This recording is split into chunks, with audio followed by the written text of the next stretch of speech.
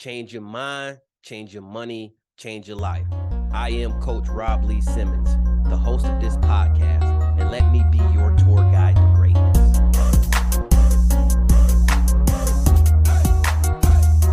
Any better, I would be you. Welcome to the Greatness Academy podcast. I have my main man, Malcolm Manier. He is the CEO of Malcolm Manier Performance Enhancing. He is the man. I'm gonna let him navigate us through his business, but I'm just letting y'all know that he is and always has been the man. What's going on, my guy? I can't call it Rob, man. Thanks for having me on the show, bro. Man, I'm thoroughly excited about this just because of all of the physical trainers that I've met. You have one of the most unique businesses. And so kind of tell me a little bit about your sports background and then how you got into physical training. For sure. To not make it super long, man, I had a passion for ball at an early age, but I think I started taking it serious when, you get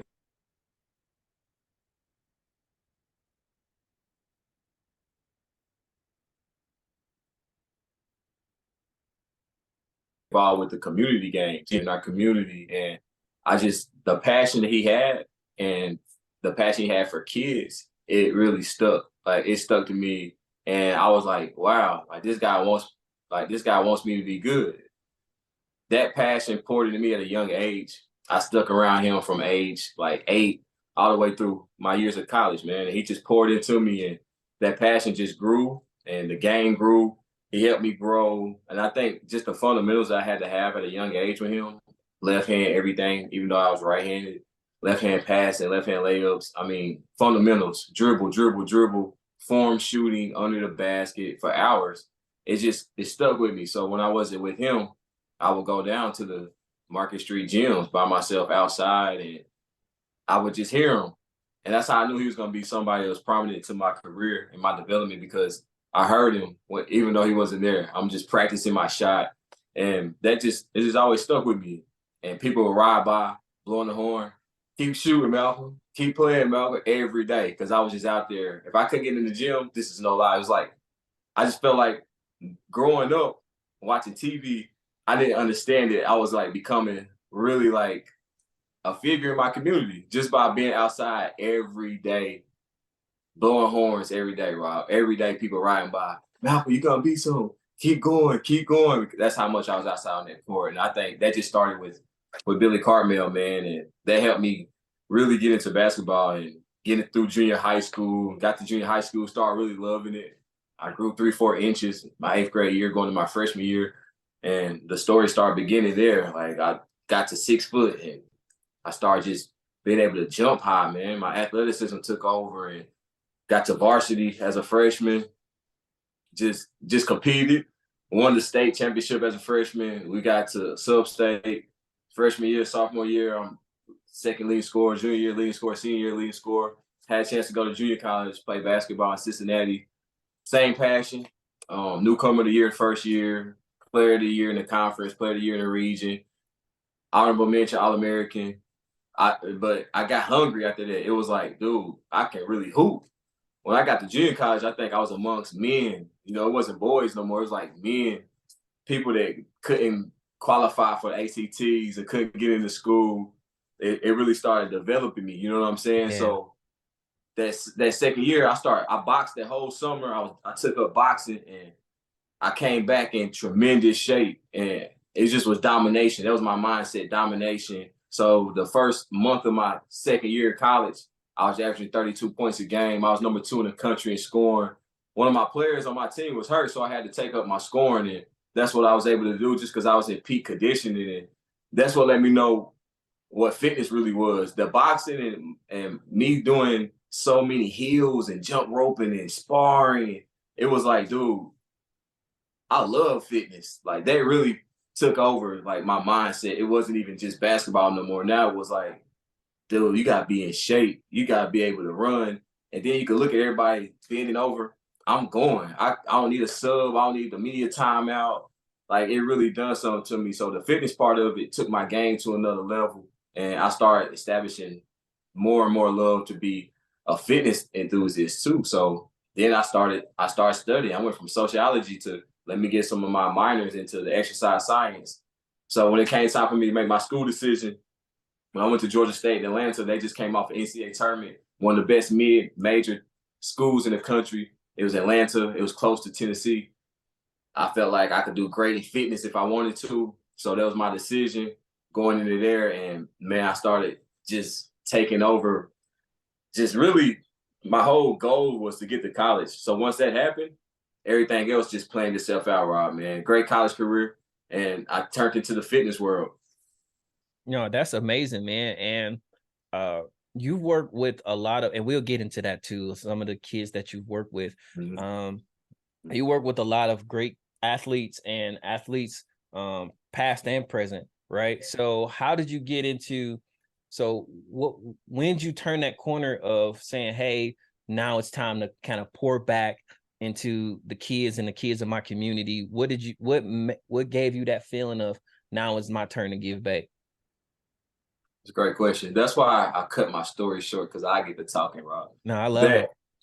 That that when I was playing ball, Georgia State, um, I got a chance to work out with the Atlanta Hawks general manager. So I worked out with the Atlanta Hawks the whole from time Georgia State was over as far as our season. I went straight to working out with them, and I got invited to summer league, and I just was a part of like the pro world. Worked out for agents, worked out in Vegas, worked out in California, went to Virginia, and that let me understand the process. So in that process, I ended up signing with an agent that had some really good players. I went overseas, but the contract just wasn't what it's supposed to be. That's playing Yeah, games. Contract's yeah. supposed to be like 70 grand. Then you get there, it's like 30 grand. And I'm like, nah, like that's not what it's supposed to be. So came back to Atlanta and just was working out. And man, just some kind of way, dude. Like I'm in peak condition now. I break my leg playing pickup ball, trying to stay in shape. Mm. Break my leg. So when I broke my leg, they was telling me I wasn't gonna run the same, jump the same. You got those thoughts of like what's now. You know what I'm saying? So that process back then, that was 2007. The process was harder then. So that was a 2-year period of trying to get better. You know what I'm saying? So during that period of time, I didn't like the orthopedics that I was going to, and I already had the background. I started rehabbing myself. So when I started rehabbing Mm. myself, it really put something in me like I gotta really focus on this too.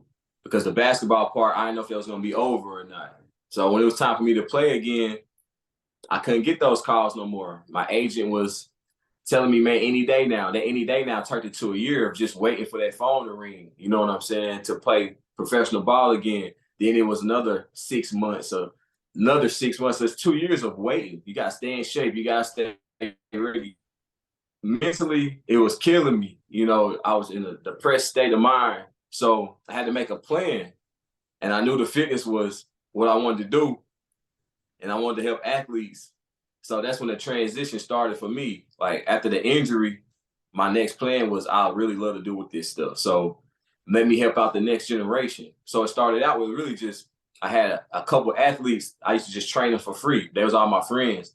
Some played arena league football. One of them played. He got drafted from Buffalo Bills, free agency, I should say. Deion Giddens. C.J. Scott was one of the best running backs in Tennessee history. Like I had some of these guys along with other people. We just formed a crew, and I would work them out for free. So we done that 4 days a week to where I would just work them out for free, writing out workouts, testing out my skills.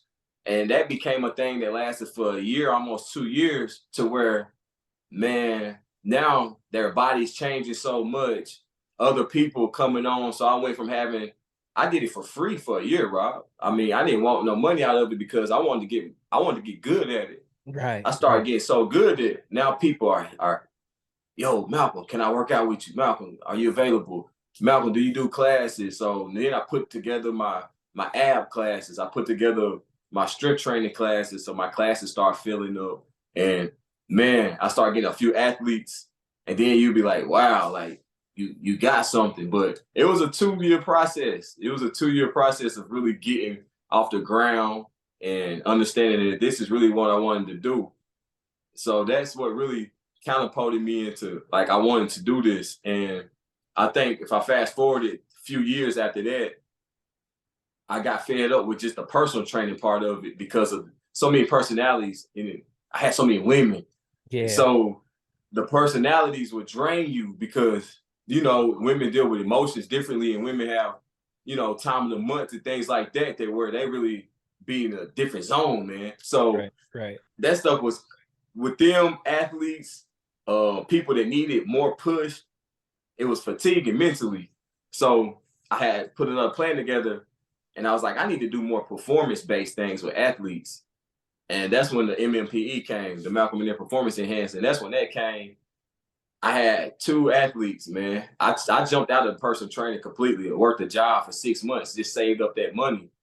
So once I saved that money up, I was real comfortable with, going on this next journey, and I hit the ground running. I had high school contact me. I went in there, they gave me a strength conditioning job. This is Friendship Christian, one Nice. of the best schools in Tennessee. They gave me a strength conditioning job to work with the basketball team. So that was my first kickoff. Then I got another position over at McGavin High School with Coach Sims. He ended up giving me a strength conditioning job. So I had 2 gigs to where I was working with athletes. So I hit the ground running with MMPE. It was like, yo, this was destined. This was destined. This is what I really should be doing. It took a long time to get that understanding that, like, nah, you're supposed to help athletes, man, because the phone didn't stop ringing. And here we are, 2023, and I got over 200 athletes I got a chance to work with right now. It's Yeah, that's incredible. amazing. That's amazing. So, and looking at that, right, we talk about the importance of being an entrepreneur and be able to provide the proof of value prior to Mm-hmm. charging anything, right?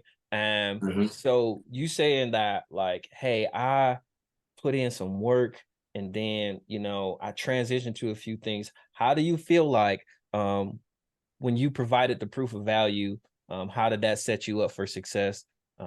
Like once you started MMP. So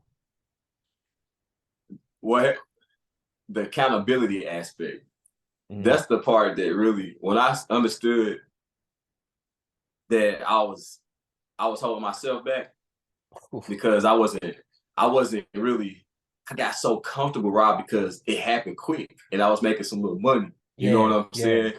Like, I got so comfortable though, bro, that it would be like I would write goals out, but I was just writing the goals out and living. You know what I'm saying? yeah. Not So attacking once I anything. started realizing I wasn't doing nothing.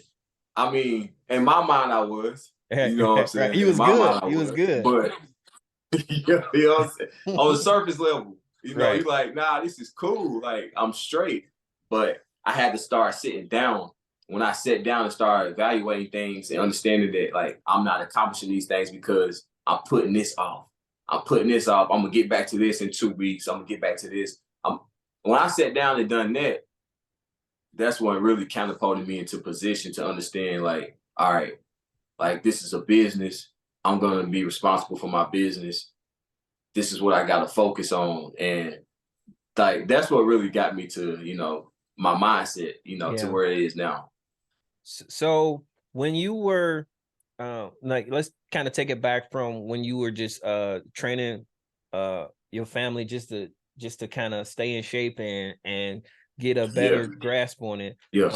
Up into today, how much has physical fitness evolved, and how do you stay how do you stay in the mix of how to better train athletes in today's world? Yo, I love that question because we we had, when I was doing those free workouts, we had the dumbbells, you had the machines, you had the bench presses, the racks, you know what I'm saying? Now we got so many band resistance, we got so many things that's programmed, so many things that you could put a harness on and supplement the harness instead of going through doing a hardcore workout with the weights. You could use these resistant bands that's going to give you a better feel without the wear and tear, for longevity. Like everything is so different now that you gotta be in present form. Like, and I'm kind of like, I'm not like a cocky individual. I don't really want to go study other people.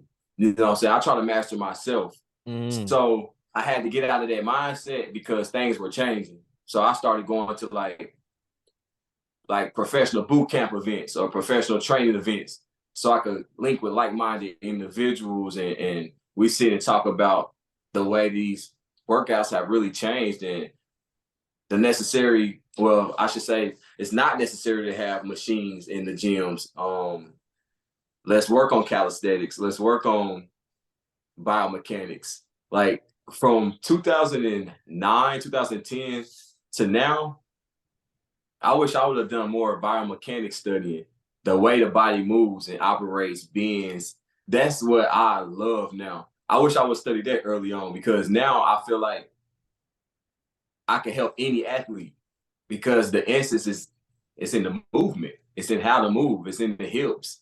The most overlooked, body part is the hips, and it's the most important. That's how we function with any type of movement. So just learning the biomechanics, I think that's really just just took me to a phase of really becoming a nerd with the stuff, man. You didn't have to be a nerd back then because everything was so broad. You just right, had, you put your workouts together based off of, you knew the stuff: dumbbell incline bench, dumbbell flat bench, dumbbell squats. You just did the regular stuff. right, Now you got the combinations of compound exercises to where you're going to do a jump lunge while holding 20-pound dumbbells, jump lunge into a squat, into a curl, into a press. You got right. 5, 6 movements and exercises in one. We wasn't doing that then. Things are just changed now to where you can really help clients get in better shape because there's so many options now. Yeah. So kinesiology, the study of the body, like how and Yep. how underrated do you think that science is when it comes to uh physical training and athletes? Kinesiology changed my life. Um, when I broke my leg, I had to learn how to really move again. I had a hairline fracture, so I broke my fibula, my tibia, Mm, and I had took a few of those classes my senior year, but I really dug into reading, so I started reading really more of the books, and I learned how to really use that right leg. And I was so mad at myself because it took an injury for me to, my right leg got so strong.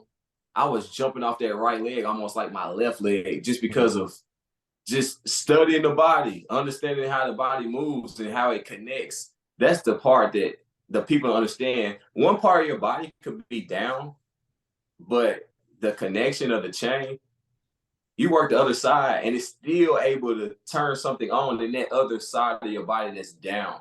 Like it's still a connection there. It's just about like understanding how to do it, not overcompensating one side because of an injury on this side.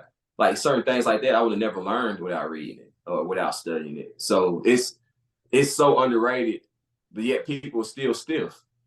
You got athletes that's pros that have trainers like me for a reason, because you still could get something out of them. They're pros off of athletic ability that's God given, but you stay a pro longer, you stay a healthy pro longer when you buy into your body and how to move and how to take care of your body. So it's very underrated, but it's very important, man. yeah, for sure. I think even in the last 5 or 10 years that the hips have started to become the focus.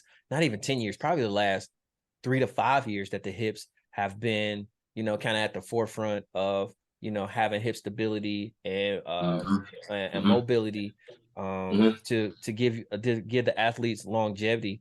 Um, Yeah.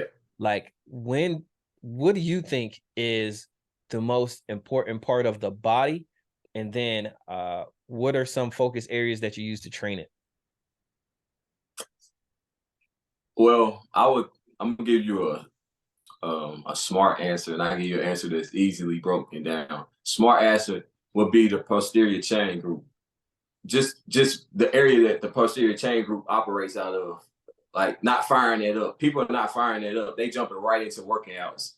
without firing up a component that's gonna give you flexibility, give you options, right? So if we have to break that down in simple terms, when the core region all the way around, if we have a weak core, we're gonna be injury prone. Like there's no way around it. So people focus on the chest so much, the legs so much, the hamstring so much from squatting that we're forgetting about the region that's holding everything together. Mm. So the core region that goes around, people think it's okay, abs. No, it's not abs, man. I mean, the abdominal region is a part of our core region, but we do have oblique area. Mm-hmm. We got the oblique area that's very important. Like that's over top of our hips. So in certain areas, our love handles. In certain areas that we have no idea that we're not working, we're not using. So you get the output. You don't get the real output that you're trying to get. So the core region that operates your balance, that operates your stability, that operates your if you can't stand on one foot and let's say lift your other leg up doing a single leg workout, terrible core region. Right. How you operate at the athletic position. Athletic position, you're gonna be single leg a lot of times, not even understanding that, but just on the running motion, one leg, one leg. So the core region, very important. No balance, terrible core, terrible hips. If you see a person that has terrible balance, I guarantee you, man, you can't stretch their leg back at all. Yeah. I guarantee their core region is terrible, but God give it talent. God give it talent. Oh, that's dope. So we focus a lot on the athlete's body. I know you talked a little bit about, being a personal trainer and dealing with people's stuff, people's Yeah, unnecessary baggage that they bring. yeah, How yeah. do you evaluate your athlete's mental conditioning, and Mhm, then how do mhm. you strengthen it? So I went to school for psychology for a reason. I wanted to understand the mind, right? And I wanted to understand the way of thinking. So I got into Darwin very early. And being that I was understanding certain concepts and certain reasons why people act way, patterns, just by reading those books, I understood more from myself. So it was an easy transition to the athletes. Athletes, they want to satisfy others. So they're messing up because they're wanting to make mom and dad feel like I'm good instead of wanting to be good. You know what I'm saying? Instead of Yeah. wanting to do everything, they want to make the trainer happy. So me talking to the athletes, the reason I knew it was meant for me to be in this position is because now mentally I could tell you about why you're down. I can help you out with a solution, the reason why you're not getting playing time. Like, what are you not doing? What are you doing? Are you making necessary changes? Are you making sacrifices? Mentally, how are you mentally? Are you okay this week? Like we had these conversations. So the conversations of the mind, I think that's when the athlete can get better. Without that, without the understanding of confidence, without the understanding that mentally you're okay or mentally you're not okay, I think so. What messing the athletes up now. So that's why I'm closer with athletes because we tap in to everything. It's more than training. I think the mental part of it is really why I really help. I help out with training. Don't get it twisted, but the mental part, when you can help a kid mentally feel like they can run through a wall, man, they tap into greatness, man. Like, Man, I the mean, sky's I the limit. watch it. I watch it. I watch it. When they go from that, I can't do it, and I'm not good enough to, I'm getting better. And dude, did you see me do that? When they tap into that, you just watch it. You just watch it unravel. You watch it unravel. So the mental part is very important, man. We got to tap into that mental part. What's going on at home? Is divorce going on at home? Can you take the parenting? Is it parenting and coaching? Can they separate that? Right. And they FaceTime me. They email me. They cry in front of me because they feel like they can't cut that on with the parent because the parent is still talking about the game. Right, right. Sometimes the clients just want to cry to me, man. Sometimes I can't even have a session. I'm like, look, you can't work out in this mindset. Let's sit down and talk. So it turns into therapy. You know what I'm saying? So the mental part is very important. Very important. I think that's super dope. And so let's kind of talk about your business right now.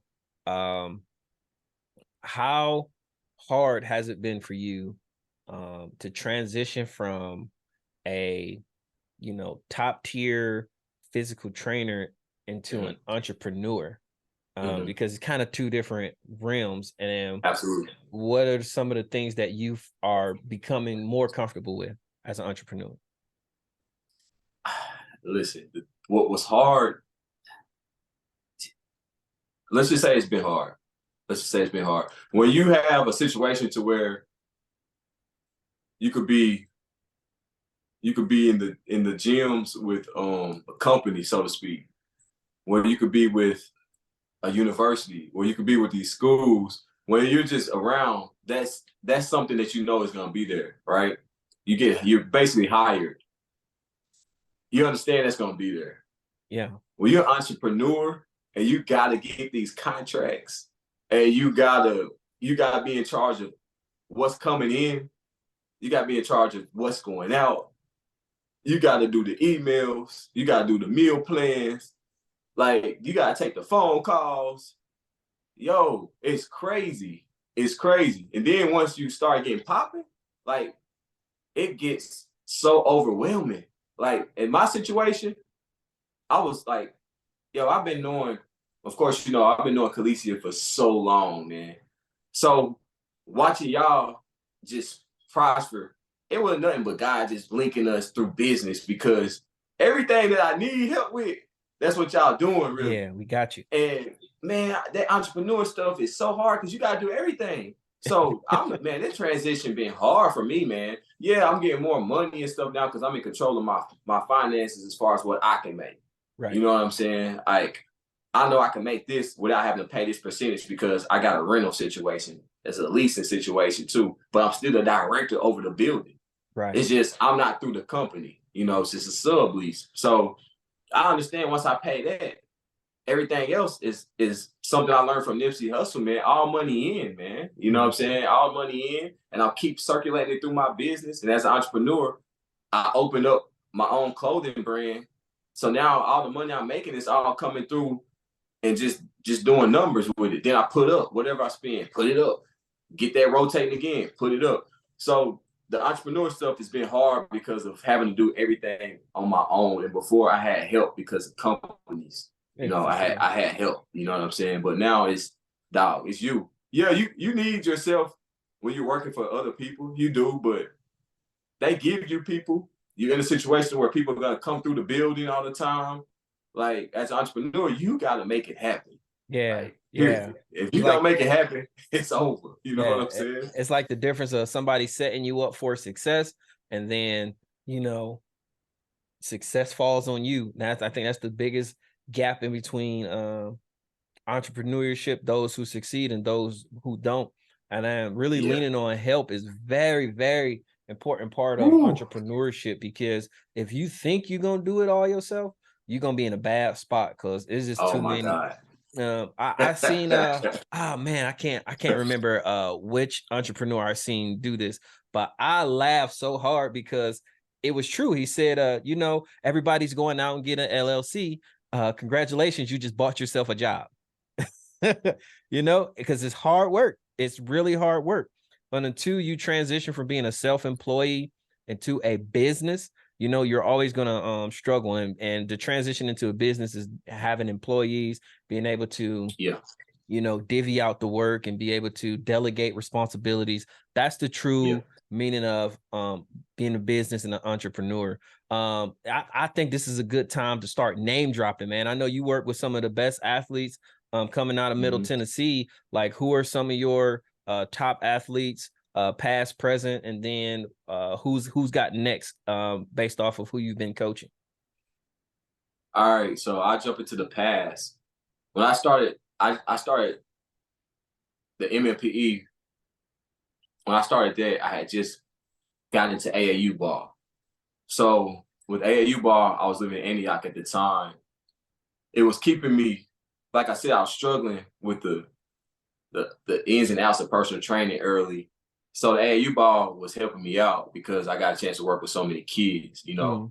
So started with 5th grade, and this 5th grade summer, the kids were going to 6th grade. We had a big workout. I was doing it for a guy named Marcus Tibbs. Marcus put the whole, basically, he needed me to coach.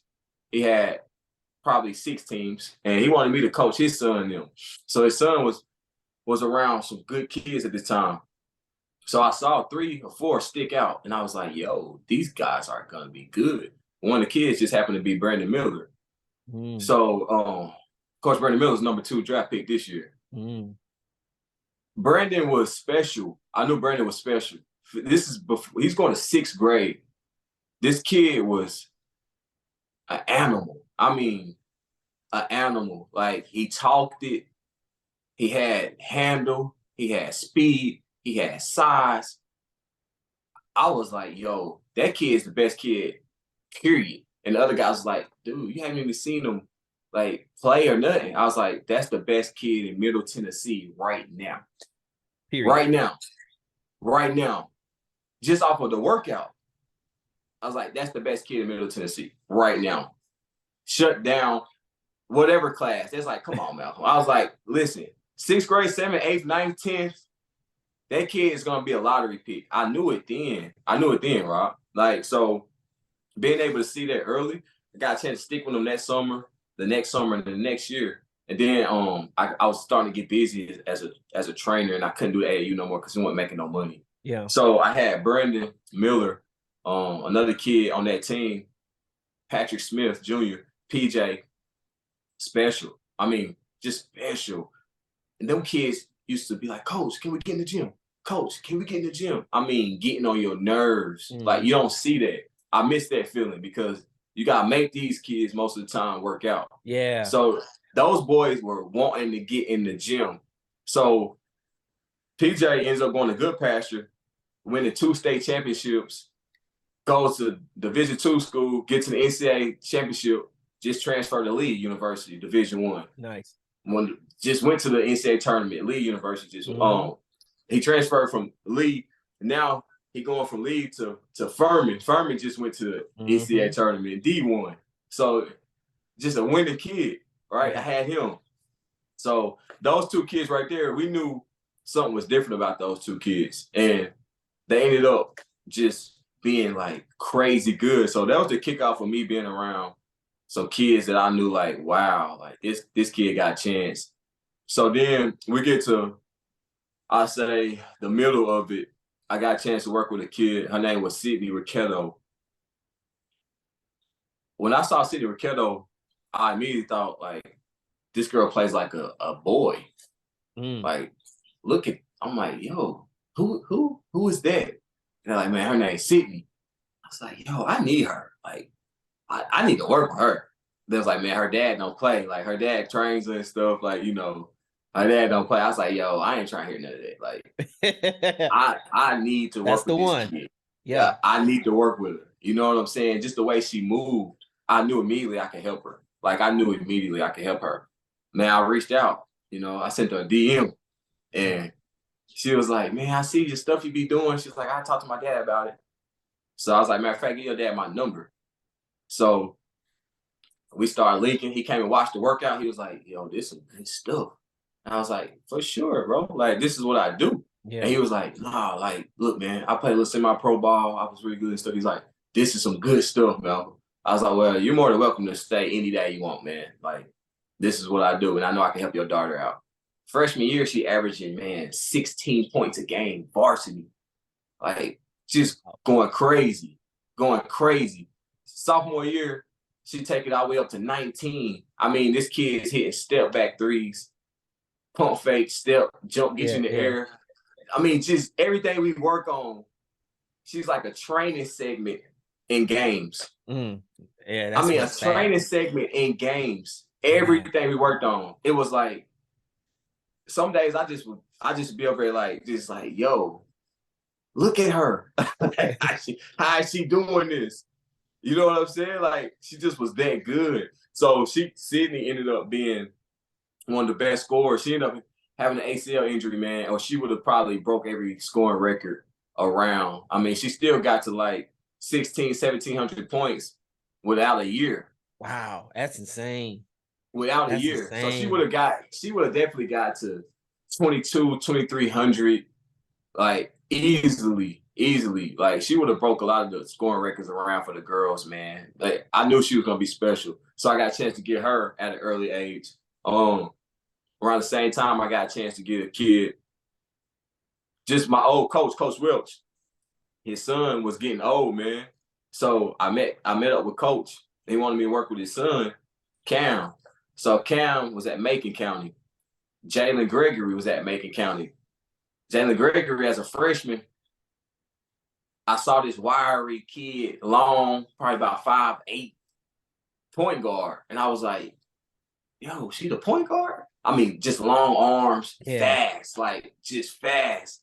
This is a country town. So I got away from Nashville and went to the spots that were just like, they weren't touched. Mm-hmm. Small country towns, ain't nobody going down here to these towns, man. Right. Yo, I see these kids, I'm like, dog, man, yo, I need Coach. She gonna be a part of this group? He's like, yeah. Her dad love you. He been fine. He's excited. Nathan Greger, still my boy to this day. He was like, look, man, I did all the drills I could do with her. Like, she needs some of your stuff. So, here I come. I open my bag up, Rob, and man, I turned that kid into an assassin. I mean, I showed her how to use her speed. I showed her how to do speed bursts. I showed her how to be explosive, how to step into her shot, how to get rhythm into her shot. Just without being funny, I'm giving her like the African American swag, man. Yeah. You know what I'm Yeah. saying? Caucasian kid that really can't move like that, but I showed her how to move. Mm-hmm. When I showed her how to That's move with that dangerous. basketball, Yeah, hey, that's listen, bro, dangerous. she was crossing girls over, dude, between the legs, behind the back, double crossover, step back. Dude, it looked like poetry. Yeah, that's what it You is. know what I'm saying? It looked like poetry. She went from straightforward player to just Yeah. hey, dude, Being able it to was work out. crazy. It Yeah. was crazy. So then Cam, he the same. I gave him the same swag. He went from just being like a fundamentally sound kid to a kid that's got a bag. Mm. Like, and it just grew, man. It started growing with them. So I get another call, and it's from a person in my hometown, Mr. Porter, who watched me play ball, and I was a fan of his too. Now his daughter needs some assistance, but this the kicker with him. He the gym plug. So that's how I got the gym. He's like, look, Mm. man, my daughter, the point guard for Lebanon High, I done gave her all the fundamentals. He's like, hey, I need some of that stuff. I need some of he's so funny. He said, I need some of that flavor, Malcolm. Can you give us some of that flavor? He said she need it. She needs some of that flavor, Malcolm. I don't like all that fancy stuff most of the time, but she needs some of that flavor. I said, I got you. It's like, look, you can use my gym. You can use my gym anytime you want. Let's get you some groups started. Let's get you some stuff going. Man, let me get Sundays. I've been doing Sundays for 5 years now. I mean, love it. 40 kids on Sundays because of him. You know what I'm saying? Like giving me a gym. So I took his daughter from confidence being kind of low because she had to play point guard as a freshman. So it was hard on her. It was hard. Coach was very hard on her. For sure. So she didn't play no AAU. We worked out 3-4 days. Instead of AAU, we worked out 3-4 days a week.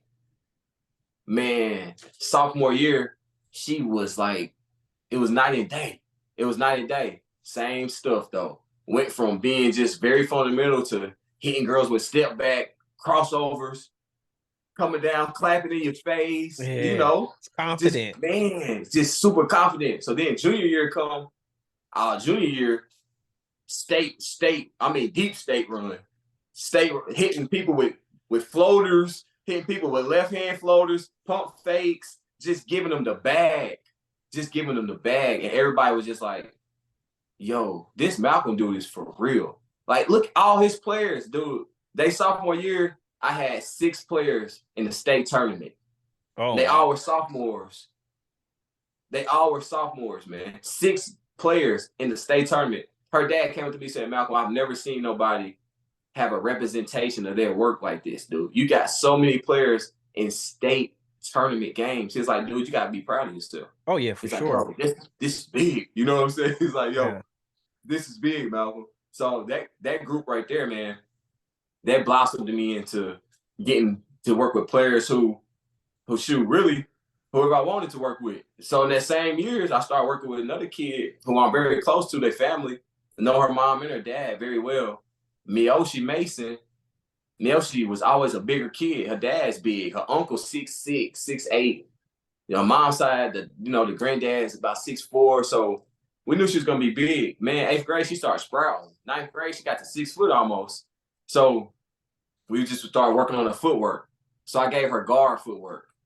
All the stuff I was doing with the Dangerous. guards, I put it to the Dangerous. big. Mm-hmm. So now she went from couldn't catch the ball, couldn't run up the court, couldn't jump without almost falling to sophomore year, starting varsity, start balling.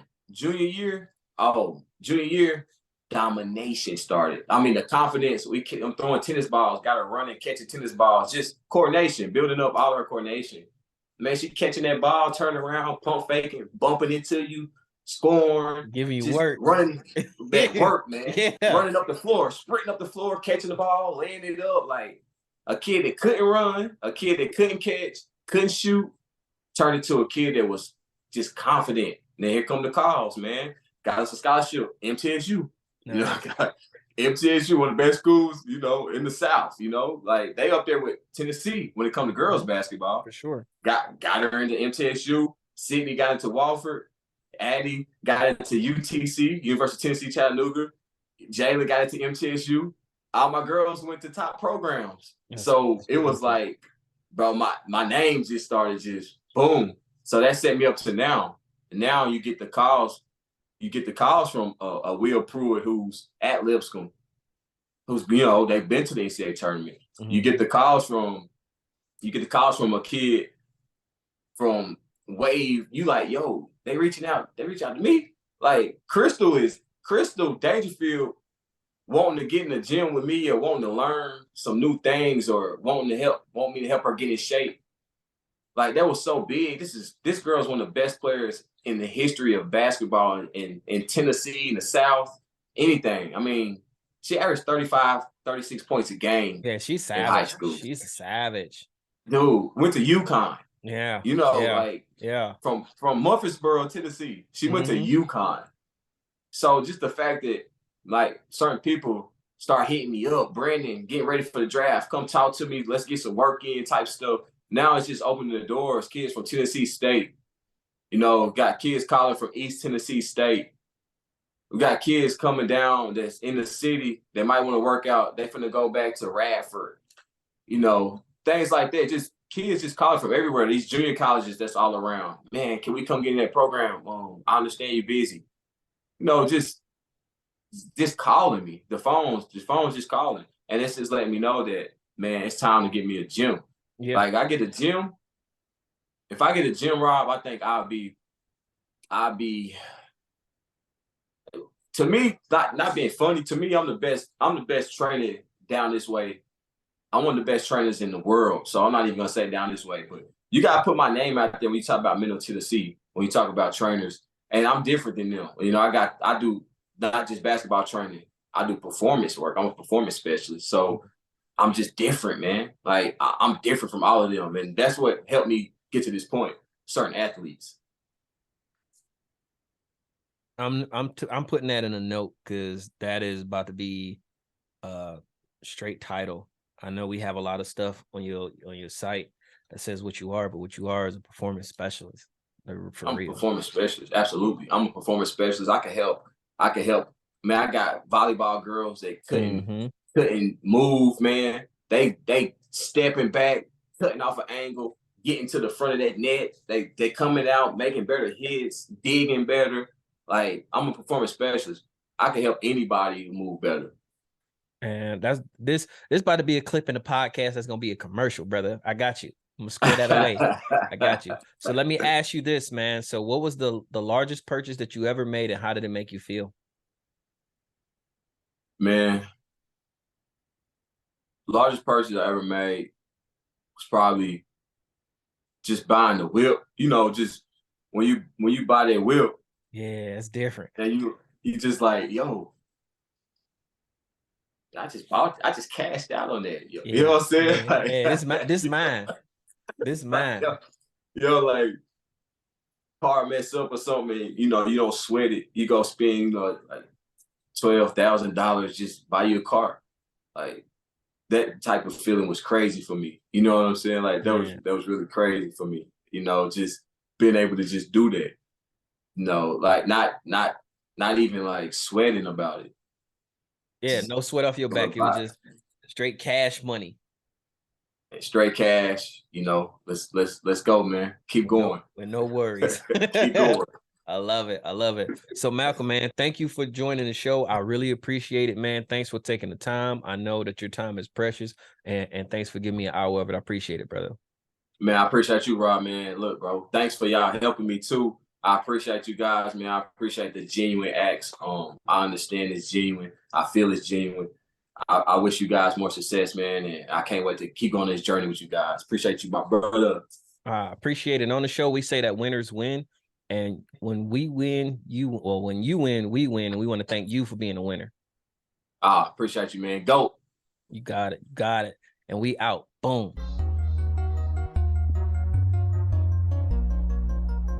Thank you for joining the podcast. And remember, change your mind, change your money, change your life. We out.